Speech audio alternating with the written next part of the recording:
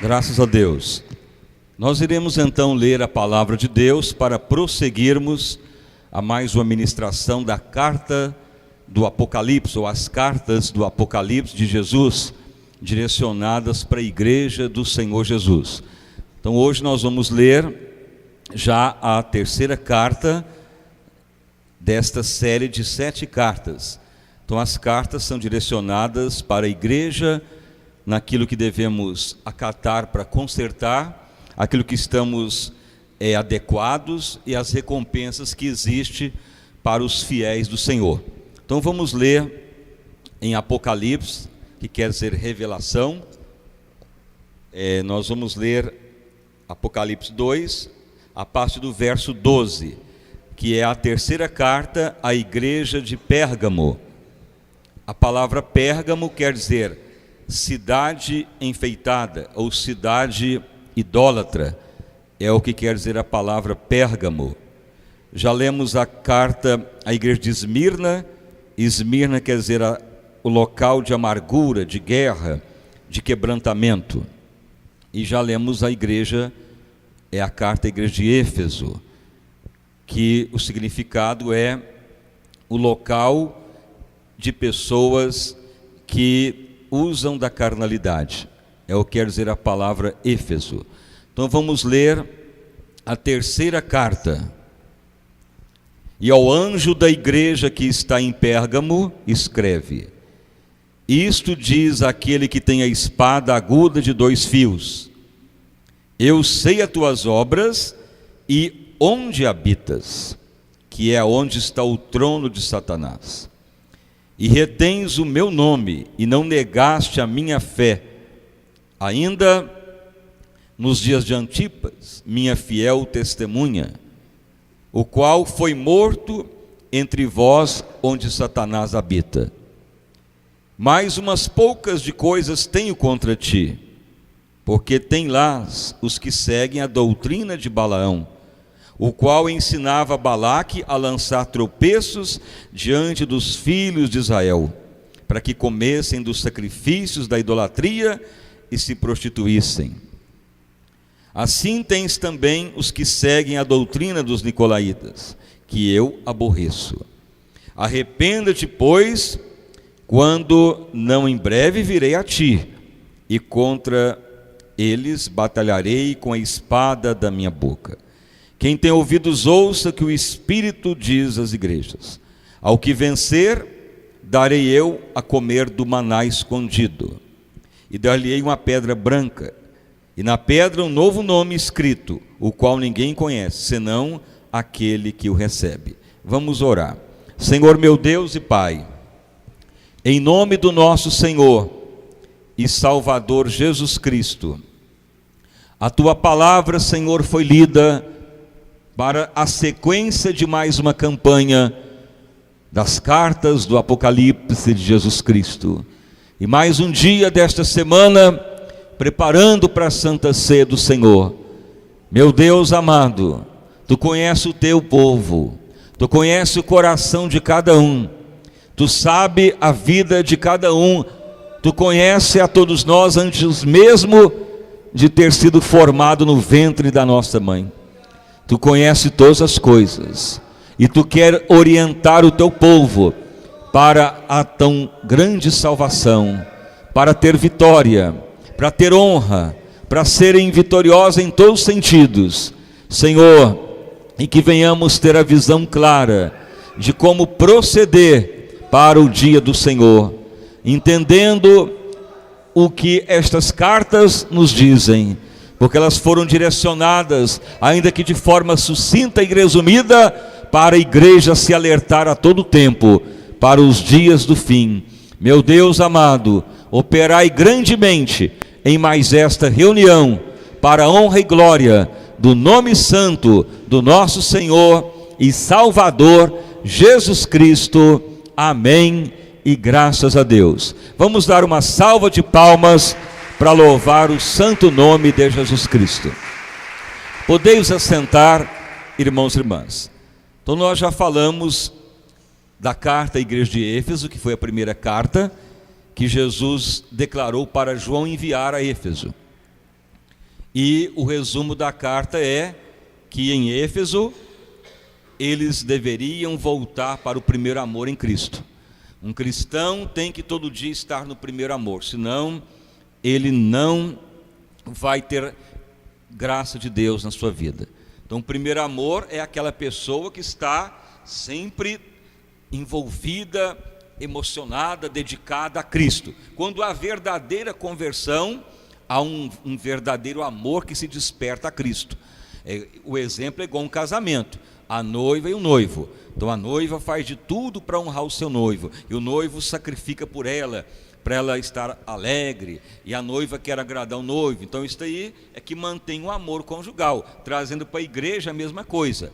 Só que Jesus já fez tudo por nós, como noivo, e nós como igreja, que é a noiva, nós devemos todo dia honrar a Jesus, sempre fazer o melhor por Ele todo dia, nunca pensar em nós primeiro, sempre falar, não, vou fazer o que me agrada o meu Senhor, vou me dedicar ao meu Jesus, ao meu mestre, vou me doar por Ele, porque Ele fez tudo por mim. Aí você nunca vai esfriar o primeiro amor, mas se alguma outra coisa te atrai, o primeiro amor vai acabando, ou talvez nem começou, e você vai ser um cristão que vai ter fé, que crê em Deus, mas vai ter detrimento. Você vai ser uma pessoa que não vai muito longe na fé, como um cristão, porque o que mantém mesmo um avivamento é o primeiro amor do cristão. Então tem muitos cristãos que estão divorciados de Cristo, ou estão brigados com Cristo. Por quê? Quer Jesus só para a bênção, ou serve a Deus de medo de ir para o inferno, mas não está servindo porque está o amando, de dar o melhor por Ele todo dia. Então é necessário manter-se no primeiro amor em Cristo, diariamente. Isto foi dito na carta a Éfeso. Na carta de Esmirna, que era um povo que foi mais atribulado na história cristã. Esmirna era um local onde havia muitas guerras, sofrimento, e a igreja se abriu lá, mas continuou aquelas guerras, aquelas dificuldades, e era um local de pobreza, e a igreja foi lá, o evangelho foi pregado, e havia muito sofrimento, muita perseguição, mas Jesus não tirou deles a perseguição, nem os aliviou, mas Jesus falou, sede fiel até a morte. Então o cristão tem que mostrar fidelidade. Tem pessoa que qualquer lutinha já está desanimado, já sai da casa de Deus, já briga com Deus, e para ir para a glória de Deus, você tem que mostrar fidelidade. Não serve a Deus só na hora da bonança, há momento que você vai estar cercado de todo lado, e aí você fala, Senhor, eu posso morrer, mas eu morro fiel, adorando e amando o Senhor.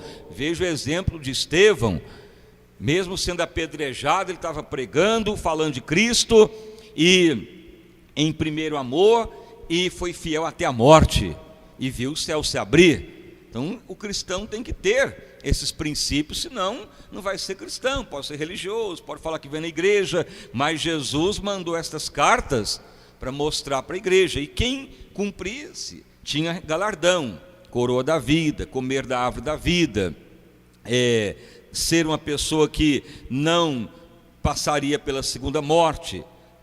Os mesmos galardões hoje. Aquelas cartas, elas foram literais, mas elas falam em todo momento para a igreja, porque é o que Jesus declarou para o seu povo. Então nós falamos de Éfeso, de Esmirna e agora de Pérgamo. Então Pérgamo quer dizer cidadela. Cidadela quer dizer um local que é feito como monumento. É uma cidade feita com monumentos para adorar o homem. E Pérgamo, para quem já estudou história romana, Pérgamo era o local onde se construiu templos para adoração a Júlio César, o imperador romano. Pérgamo era uma cidade que foi feito monumentos para Júlio César. Então Júlio César foi um grande imperador romano, que a história secular declara que foi um homem que dominou muitas nações. E até hoje há reflexo de Júlio César em toda a cultura, principalmente a cultura ocidental. Por exemplo, se você pegar o calendário nosso de 12 meses, foi originário do imperador Júlio César. O mês de julho, homenagem a Júlio César. O mês de agosto, homenagem a Júlio César, Augusto César. Veja que ele orientou até a feitura dos calendários. ou seja, o calendário romano derivado do imperador Júlio César. Até mesmo a contagem da nossa hora, ela é derivada do Império Romano, de Júlio César. Porque antigamente, ou ainda hoje, em Israel, a viração do dia é 6 horas da tarde. No livro de Gênesis, Deus vinha conversar com Adão e Eva na viração do dia, 6 horas da tarde. Mas o Império Romano mudou a viração do dia para meia-noite, que é horário de trevas. Então até isso tem influência do Império Romano. E isto vem lá de Pérgamo, o Império de Júlio César. Então lá a igreja se abriu, o Evangelho foi pregado em Pérgamo. E foi um local de muita perseguição. Veja que morreu testemunhas como Antipas, fiel testemunha do Senhor. Havia então lá a sinagoga de Satanás, que era o templo onde se adorava Júlio César como Deus, como divindade. E a igreja do Senhor estava lá.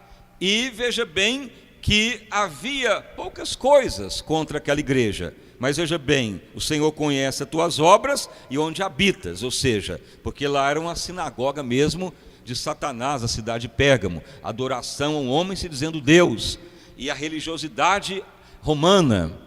E então o Senhor tinha o seu povo lá.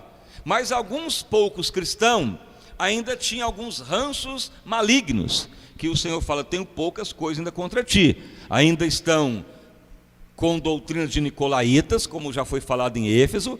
Então nicolaítas são cristãos que têm Jesus, mas que ainda deixam fatores da carne dominar. Em nenhuma parte da Bíblia se faz referência dos nicolaítas, mas se estuda sobre eles, que são cristãos, nesse período em que aceitavam situações da vida como normais para o cristão. Por exemplo, sexo sem o casamento normal ou legal, a pessoa se embebedar em bebidas alcoólicas, em jogatina, aproveitar da vida, das coisas da carne e ser cristão. Então isso é obra de nicolaíta.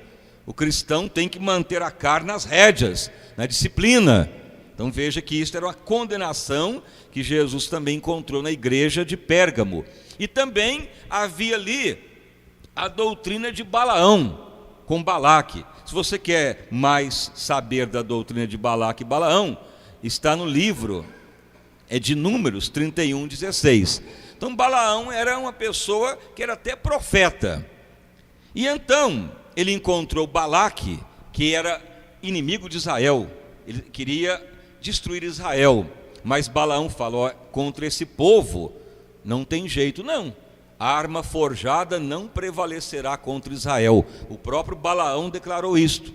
Mas então Balaão fala para Balaque, mas eu posso te ensinar o que faz o povo de Deus cair. Existe uma lei que Moisés recebeu de Deus, que os homens de Israel não podem se casar com mulheres estrangeiras. Então você vai arrumar mulheres aí bonitas, jovens, e apresenta lá para os homens de Israel. Aí eles vão quebrar a lei de Deus, vão prostituir, e eles vão perder a graça de Deus. Aí vocês poderão lutar contra eles e vencer, porque aí Deus não vai os proteger. Então Balaão ensinava tropeço para Balaque destruir Israel, já que pessoalmente ou com exército não conseguia. A única maneira seria pecado.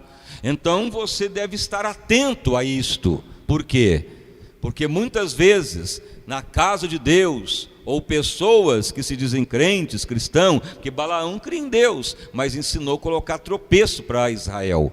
Então muitas vezes você tem aí alguém te dando conselho, e você acha, aquele ali é crente, é homem de Deus, mulher de Deus, aquele ali teve um sonho, aquele ali está me orientando. Tome muito cuidado com isto. Não fique aí ouvindo qualquer um, recebendo sonho de qualquer um, orientação de qualquer um, porque senão pode ser o inimigo te ensinando ou te levando a tropeço. Porque o inimigo não pode te destruir pessoalmente, mas o inimigo pode criar circunstâncias para você tomar posição errada na vida amorosa, em relação à vida profissional, em posições ministeriais, e acaba fracassando depois. Então o cristão ele tem que ser íntimo do Espírito Santo. Você tem que falar: Senhor, eu quero é viver o que está no coração de Deus, eu quero confirmação da tua palavra. Senhor, se falar alguém comigo, eu quero que tu fale comigo também, senão não vou dar vazão. Então o cristão tem que sair das ciladas do adversário. Então o inimigo não pode nos destruir pessoalmente, então ele vai usar conselhos errôneos, pessoas que podem usar de palavra dita profética, ou sonho profético, e acaba te enganando. Mas se você é sujeito ao Espírito de Deus, fiel, o Espírito de Deus vai te mostrar o que é a vontade de Deus, o que não é. Então tem que ter essa visão clara da palavra de Deus. E isso já ocorria na igreja de Pérgamo, e muito mais agora. Você pode notar que quantas pessoas ficam confusas de tanta doutrina, de tanto ensino, de tanta orientações ditas de Deus, e só há um Espírito Santo, uma só palavra, mas quantos ensinos contraditórios. Tem igreja ensinando: se cortar, irmão, o cabelo vai para o inferno, se tomar Coca-Cola vai para o inferno, só tem que batizar em nome de Jesus. Não, mas se o irmão usar camisa vermelha, é pombagira. Aí a pessoa fala: mas então eu vou para lá. Não, mas o outro ali mandou usar véu e aqui não usa. Ah, mas o outro ali declarou que se sentar irmão perto da irmã dentro da igreja é igreja de heresia, então não vou ficar aqui. Aí você vai ficar doido, você não vai ficar em lugar nenhum.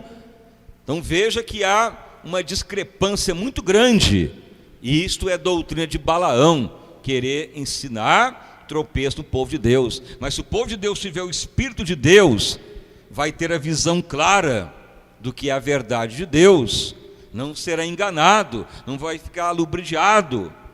Então veja que o Senhor declarou que além da luta que havia em Pérgamo, da perseguição romana, havia falsos ensinos querendo infiltrar na igreja. E então o Senhor falou: tira isso do meio de vós, não deixe ter aí conselho contraditório, conturbação, engano. Por quê? Porque uma pessoa em dúvida não chega a lugar nenhum. Uma pessoa que não é sujeita ao Espírito de Deus, ele vai ser levado a todo vento de doutrina e vai ser enganado com certeza.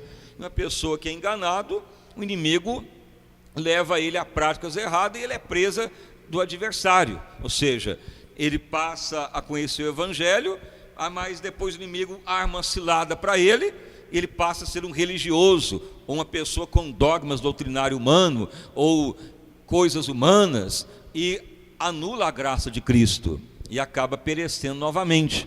Isto é a doutrina de Balaque e Balaão. Dos nicolaítas é a conformação com os prazeres da carne ilegal.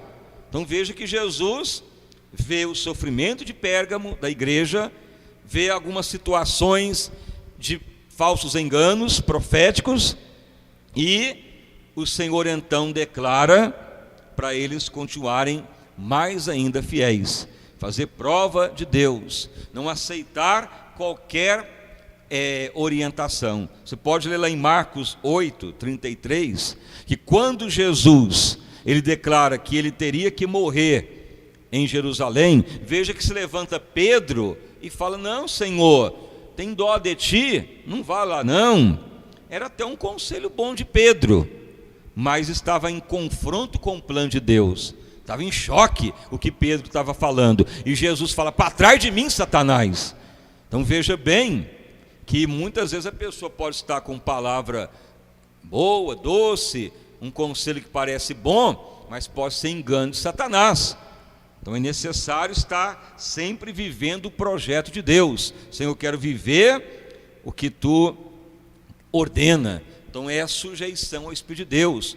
Por isso que é necessário sempre estar sujeito ao Espírito Santo, batismo com o Espírito Santo, orar em línguas, orar no Espírito, para não ser confundido, para não ser enganado, para não ser lubridiado. Esta é a orientação que o Senhor falou. E então o Senhor declara que ele então, quem vencesse, daria o maná e uma pedrinha com o nome escrito. O que é o maná? O maná é o pão que desceu do céu. ou seja, é a palavra viva de Deus para nós. Quanto mais nós formos fiéis, quanto mais tivermos desejo da vontade de Deus, mais o Senhor fala conosco, como é a profecia de Ezequiel: o Senhor escreverá nas tábuas do nosso coração a sua palavra, e não precisará ninguém ensinar aqui ou acolá os caminhos do Senhor. O próprio Espírito de Deus vai te direcionar a verdade, ou seja, comer o maná que desce do céu, a palavra viva de Deus. Mas se você então fica acomodado e não é íntimo do Espírito de Deus, então a palavra não vai vir viva, você vai ficar procurando conselho, e pode encontrar um Balaão da vida, e vai te dar conselho para tropeço, e vai fracassar. E veja que a igreja de Pérgamo, então ela tinha a cidadela, o monumento que era para Júlio César, ou seja, adoração à religiosidade, religião estatal, religião que é adotada pelo sistema político. E nós vivemos numa nação em que é dita a maior religião do mundo, e muitas vezes, entre aspas, é uma religião que o Brasil vive ainda com apoio estatal, ou seja, ainda há uma declaração de um país que acata ainda a religiosidade, que não tem base na palavra de Deus, usa a Bíblia, mas não se baseia nas Escrituras, e então aí há uma opressão, uma perseguição, ou muitas vezes ao falar que é cristão, que é crente, muitas vezes há perseguição, ou deboche, ou não há uma aceitação. Mas veja que o Senhor manda ser fiel, e então haverá sempre a palavra viva, e é o nome escrito numa pedrinha. Se você ler no livro de Êxodo 28:15, declara lá sobre o sacerdote Arão. Ele tinha o peitoral, que havia 12 pedras preciosas, cada uma diferente, e nelas escrito o nome de cada tribo de Israel. Então veja que é o nome que o Senhor escreve da sua vida, que só você saberá, e Deus sabe, declarando que você é povo do Senhor, você é reino do Senhor. Mas a pessoa que desanima, não ora, se deixa levar pelas pressões do mundo, ou a pessoa não tem aquele prazer de ser fiel ao Senhor, então não vai ter este nome escrito, um novo nome, porque o Senhor vai nos chamar pelo nosso novo nome que Ele já nos deu, aquele que ama Ele, fiel.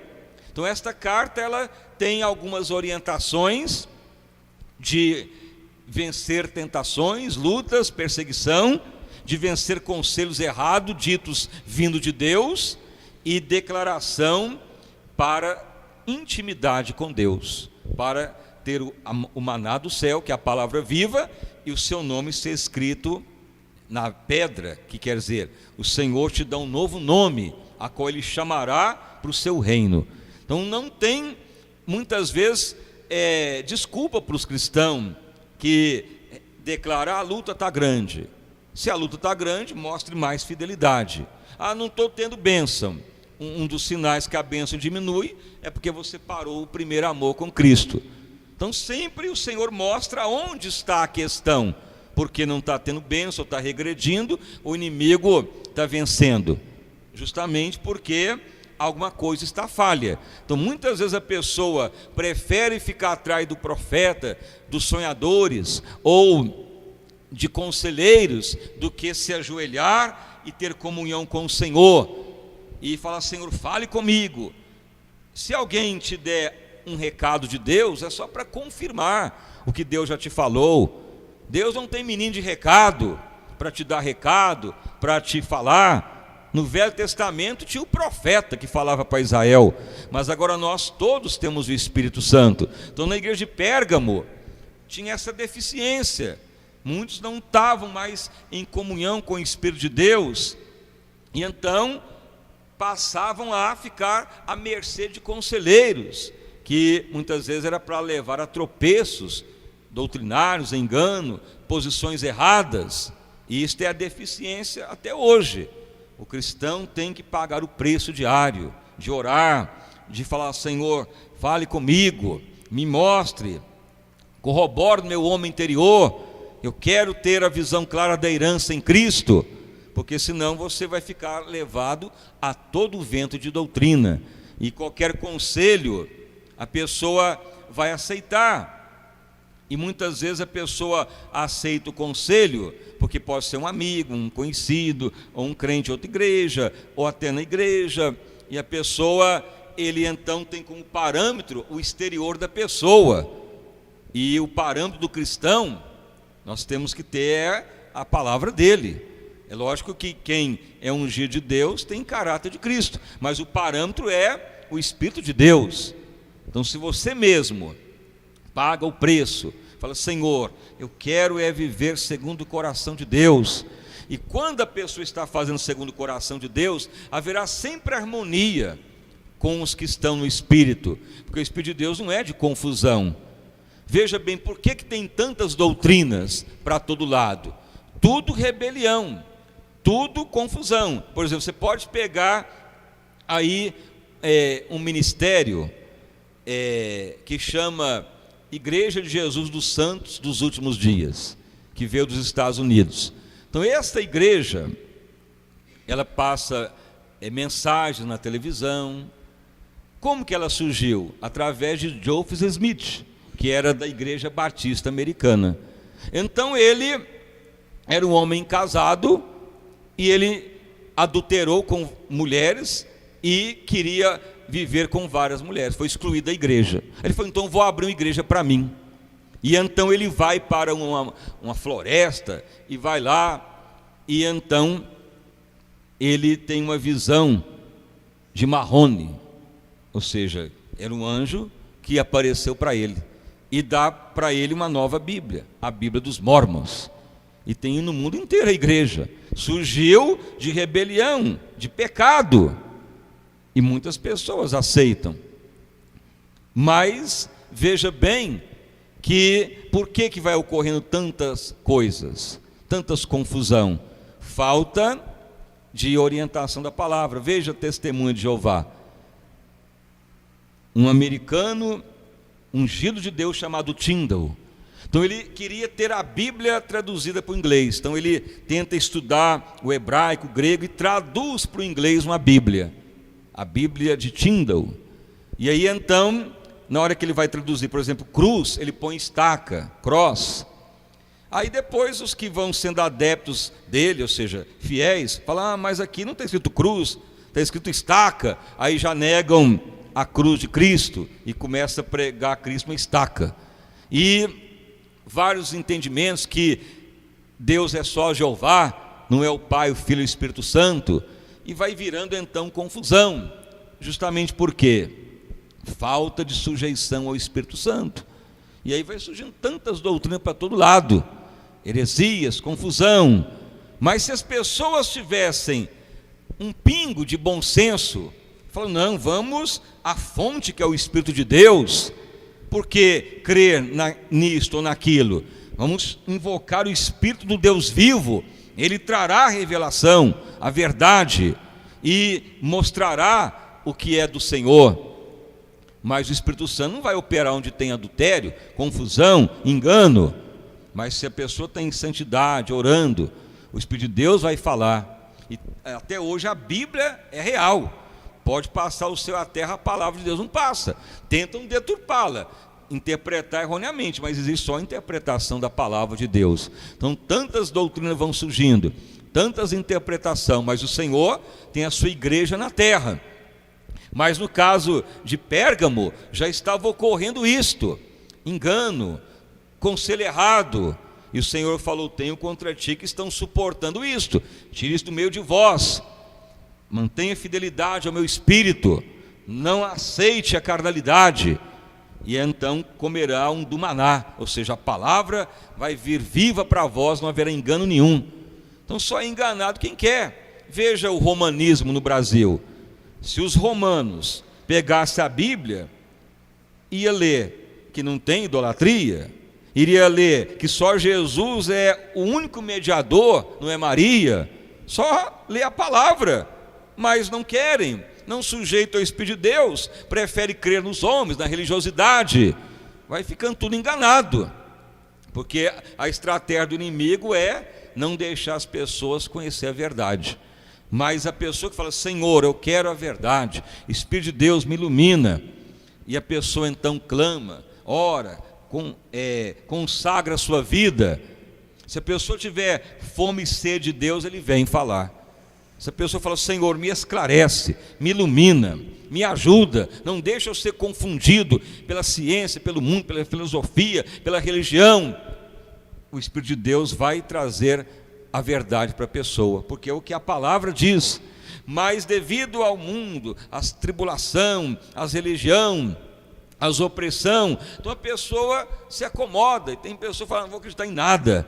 Mas se a pessoa se voltar para Deus, Deus falará com ele, porque está escrito: invoca-me e te responderei. Não é o que Deus falou através de Jeremias? Clama a mim e responder-te-ei, e anunciar-te-ei coisas grandes e firmes que não sabes, porque assim diz o Senhor. Então é necessário ter a visão clara da palavra de Deus. O cristão tem que ser aquele que clama, que busca, fala: Senhor, fala comigo, me ajuda, me dê graça, me dê força, Senhor, não deixe eu confundido. Então o ato de clamar é um ato profético, para você nunca ser confundido. Mas se você quer o caminho mais fácil, então vai ficar aí à mercê de conselheiro, de Balaão, e acaba então tendo derrota. Depois você pode ler em Jeremias 33:3, que é esta profecia: clama a mim e responder-te-ei, e anunciar-te-ei coisas grandes e firmes que não sabes, porque assim diz o Senhor. O cristão, ele tem que clamar, e clamar é chorar. Fala: Senhor, eu quero a verdade. Senhor, eu creio no teu poder e eu quero que tu fale comigo. Eu não quero ficar à mercê de religião, de engano, de conselheiros. Senhor, tu existe, é real, e eu quero que tu me orienta. E então vai vir maná do céu na sua vida. Você vai ser uma pessoa que vai servir a Deus com alegria. Você não vai contaminar com a Babilônia, como na igreja de Pérgamo, que havia aquela luta tão grande, porque era a sinagoga de Satanás. Mas o cristão fiel é fiel. Antipas até morreu, mas ele não negou Cristo, ele foi fiel, conhecia a verdade de Deus. Então há recompensa para quem clama, para quem busca a palavra viva de Deus, para quem é determinado em querer a verdade. Deus vai mostrar, porque senão você vai ser sufocado pela Babilônia, por ensinos errados, por conselheiros como Balaão, vai se envolver com nicolaítas. Aqui que tem é aproveitar da vida, a carne para nada presta, a carne só tem serventia debaixo da sujeição do Espírito Santo. Do contrário, a carne só quer pecado e coisa enganosa. Agora a carne, ela tem validade se ela for sujeita ao Espírito de Deus, aí torna vaso de honra para Deus. Então aqui é mais uma mensagem das cartas do Apocalipse, e as palmas bem forte para louvar o santo nome do nosso Salvador Jesus Cristo. Graças a Deus. Igreja, vamos então cantar um hino, mas nós vamos antes orar ao Senhor nosso Deus. Senhor meu Deus e Pai, nesse momento agora nos voltamos para a Tua presença, para não sermos enganados por Balaão da vida, para não sermos ludibriados pela carne, por influência de nicolaítas, para não sermos sufocados pela sinagoga de Satanás, que é a religiosidade estatal, como em Pérgamo, que era a sinagoga de adoração a Júlio César, o imperador romano. Meu Deus amado, que venhamos clamar a Ti, porque aí teremos a revelação da palavra, a verdade de Deus, o maná que vem do céu, e teremos a certeza do novo nome escrito, Senhor, para cada um que é fiel. Meu Deus amado, que a tua igreja venha prevalecer, que todos venham se manter no primeiro amor e procurar o primeiro amor a Cristo e viver neste primeiro amor sempre, de sermos um povo, Senhor, fiel a todo momento, por mais que possa vir a luta, a tribulação, sermos mais e mais dedicados em adorar o Senhor e clamar ao Senhor, não ficarmos a procurar caminho mais curto, mas sim, ó Pai, de pagarmos o preço para o Teu Espírito falar conosco, nos orientar nesse mundo tenebroso.